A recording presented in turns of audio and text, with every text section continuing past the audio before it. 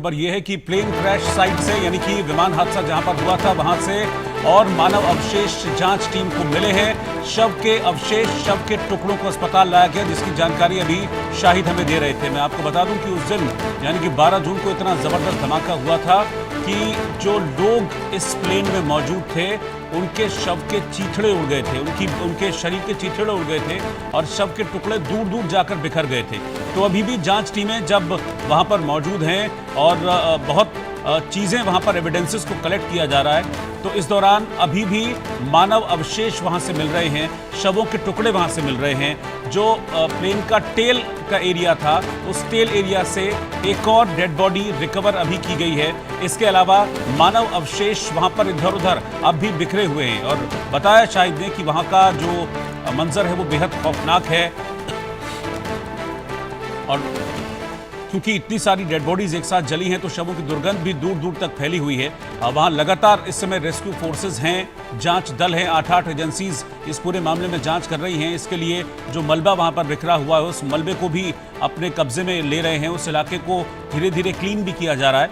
तो इस दौरान मानव अवशेष फिर से मिल रहे हैं। तो आप समझिए कि कितना जबरदस्त ये धमाका था, कितनी बड़ी आगजनी थी कि अभी तक इस हादसे के 3 दिन बाद भी अभी तक मानव अवशेष वहां से बरामद किए जा रहे हैं। शाहिद हमारे साथ लगातार बने हुए हैं। शाहिद, आप हॉस्पिटल में हैं, डीएनए सैंपलिंग को लेकर अभी क्या स्टेटस है, कहां तक डीएनए सैंपलिंग पहुंची और किस तरह की दिक्कतें उसमें आ रही हैं? देखिए रोहित, अभी सबसे पहले मैं आपको बता दूं कि 241 तो ये लोग थे जो उस विमान में शामिल थे, जो मुसाफिर थे। लेकिन उसके अलावा जो यहाँ नीचे जो लोग थे उनके कुछ 33 लोग थे जो कैंटीन में बैठे हुए थे। अब डीएनए की बात जब आपने की, मैं आपको बता दूं कि पहले मैं उस हादसे के बारे में बताऊं, उस जगह के बारे में बताऊं कि अभी भी रोहित वहाँ समय जो है और भी कम से कम 1 हफ्ते लग सकते हैं, क्योंकि जिस तरह से जो हुआ है उस पूरे एरिया को सीज किया जाएगा, फिर उसके बाद इन्वेस्टिगेशन का हिस्सा रहेगा। जब तक इन्वेस्टिगेशन मुकम्मल नहीं होगी उस एरिया में किसी को भी आने जाने की इजाजत नहीं होगी, क्योंकि हॉस्टल भी खाली करा लिया गया है और जो लोग थे उनके छोटे सामान जो थे वो भी लेकर जाने के लिए कह दिया गया है। अब हॉस्पिटल की तरफ आते हैं, डीएनए की बात करें तो वो जो लोग थे यहाँ जो मौजूद थे उन लोगों के तो पूरे हो चुके हैं। और उसके बाद अब जो है ये कहा गया है कि भाई उसकी रिपोर्ट जब आएगी यहाँ गांधीनगर में जो है फॉरेंसिक यूनिवर्सिटी है, वहां से जो उसकी रिपोर्ट आएगी तो उसके बाद जो उनके रिश्तेदार है, 72 घंटों का समय दिया गया है, उनके रिश्तेदारों को जो है उसे सौंपा जाएगा। अब देखिए इस सौंपने के बाद भी जो है बहुत सारे लोग हैं जो रिश्तेदार हैं, उनमें भी नाराजगी है, क्योंकि एक तो देखिए कि उन्होंने अपने को खोया है, दूसरा ये कि ये हादसा होने के बाद अब उनके पास जो है शव को हासिल करने के लिए, उनके अंतिम संस्कार के लिए, उनकी आखिरी रसूमात अदा करने के लिए भी उन्हें 72 घंटों का इंतजार करना पड़ रहा है, ब्लड सैंपल देने के बाद भी। अब देखिए सिर्फ यही नहीं रहा है कि सिर्फ गुजरात के ही लोग नहीं थे, अहमदाबाद के ही लोग नहीं थे, बल्कि देश के अलग अलग हिस्सों से कई लोग थे। आपको इससे पहले मैं बता दूं कि एक फैमिली थी, जावेद सैयद अली की फैमिली थी, वो अपनी पत्नी और 2 बच्चों के साथ जो है यहाँ ईद करने आए थे।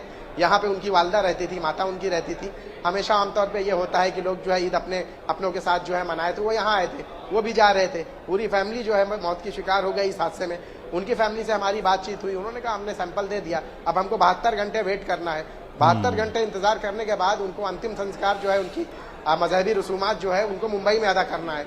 अब यहाँ से जब 72 घंटे के बाद उनका शव उन्हें मिलेगा तो आप सोचिए कि उस शव को लेकर उनको मुंबई जाना होगा, तो लोगों की नाराजगी भी है।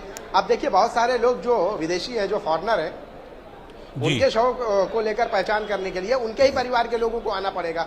तो जाहिर सी बात है वो तो यहाँ है नहीं, उनको आने में जो वक्त लगेगा उस वक्त के बाद जो है जब उनका सैंपल भेजा जाएगा, फिर उसके बाद उनके डीएनए रिपोर्ट आएगी तो उनके परिवार वालों को उनके शव दिए जाएंगे। तो ये एक तरह से जो है अभी भी जो लोग जो यहाँ हैं उनको दिक्कतें तो पेश आ ही रही हैं, क्योंकि लोगों के लिए तो सबसे बड़ा सदमा, गम और गुस्सा तो इसी बात का है कि एक जा रहे थे वो और हादसा हो गया। अभी तक हादसे की असल वजह भी नहीं पता चली, कोई गुमान भी नहीं किया था कि महज 5 सेकंड की इस उड़ान में सारी दुनिया ही उनकी खत्म हो जाएगी।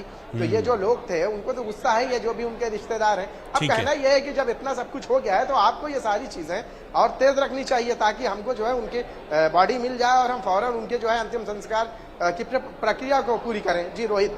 ठीक है, बहुत शुक्रिया शाहिद आपका इस पूरी जानकारी के लिए।